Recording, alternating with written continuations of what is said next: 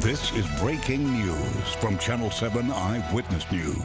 And that breaking news, a historic prisoner swap taking place in Turkey involving 26 prisoners from 7 countries.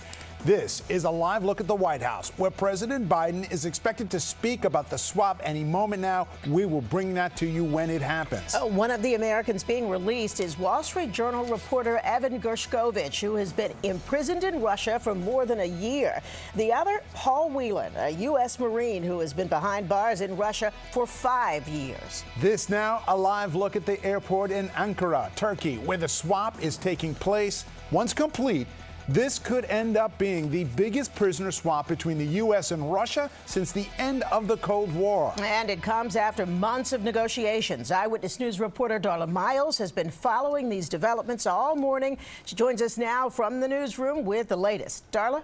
Sandra, this is a fastly developing story here. We know that 16 prisoners are being released from Russia today, and there are 4 Americans, including in this prisoner swap, including Evan Gershkovich and Paul Whelan. Now, we have learned that President Biden has called the families of these prisoners to the Oval Office this morning, awaiting their release. And the other countries involved in this swap are Germany, Poland, Slovenia, Norway, and Turkey. Again, right now we're waiting for President Biden again to speak from the White House. This is a live look at the White House right now.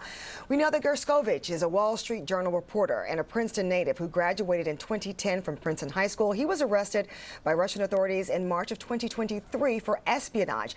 Now, after an unusually hasty trial that played out behind closed doors, he was found guilty and sentenced to 16 years in a high-security penal colony last month. Former U.S. Marine Paul Whelan also arrested. That was in December 2018 while traveling on an American passport to Russia.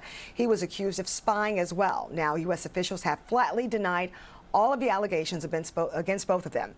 Just a few moments ago, Biden released a statement saying that the deal secured their freedom was a feat of diplomacy.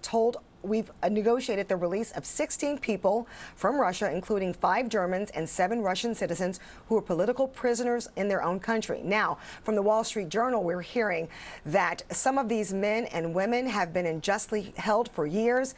All have endured unimaginable suffering and uncertainty. Today, their agony is over. The Wall Street Journal, here we go. At the same time, we condemn the strongest terms of Vladimir Putin's regime in Russia, which orchestrated Evan's 491-day wrongful imprisonment based on sham accusations and a fake trial as a part of an all-out assault on the free press and truth. Unfortunately, many journalists remain unjustly imprisoned in Russia and around the world.